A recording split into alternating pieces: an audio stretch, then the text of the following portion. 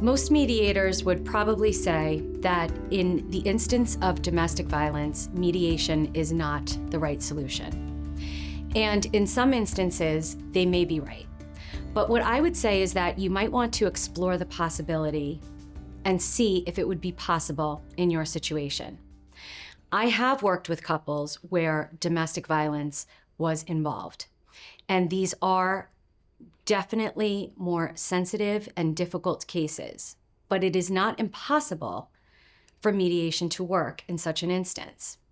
Actually, I have seen instances where there is domestic violence and I am able to refer the couple to appropriate mental health professionals and resources that actually are able to help them overall.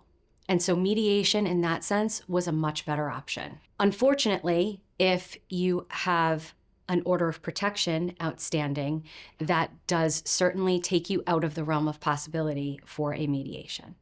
If there is an order of protection that is a stay-away order, then you certainly cannot be in a mediation process because you cannot be physically together. However, an order of protection can be a do not harass or a refrain from harassment.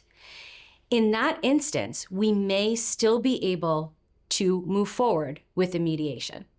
Oftentimes, people are hesitant to go through with a mediation if there are issues of domestic violence. Understandably so, the victim might feel as though there is a power imbalance or uncomfortable to be able to speak his or her mind in a mediation session. And if I know that that's going on or I detect it and suspect it, I may suggest a referral to a mental health professional. I may also suggest very strongly that the parties work with consulting attorneys to help give the party who may feel that they don't have a voice the ability to be heard in the process. Of course, there are instances in domestic violence situations where mediation would not be appropriate. And that is something that I may be able to help discuss with you in a consultation to see if it would be appropriate for you.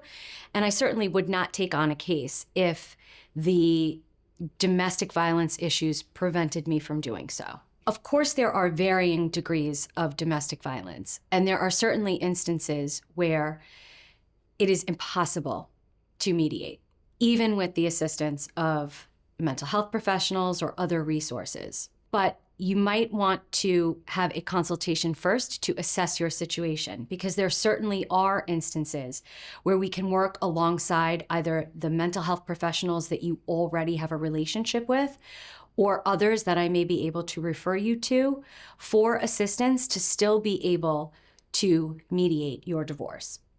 Domestic violence situations may be an instance where mediation is not appropriate for you, but it should not be a reason at the start to discount the process and say, that won't work for me. It is best to explore your possibilities with mediation first.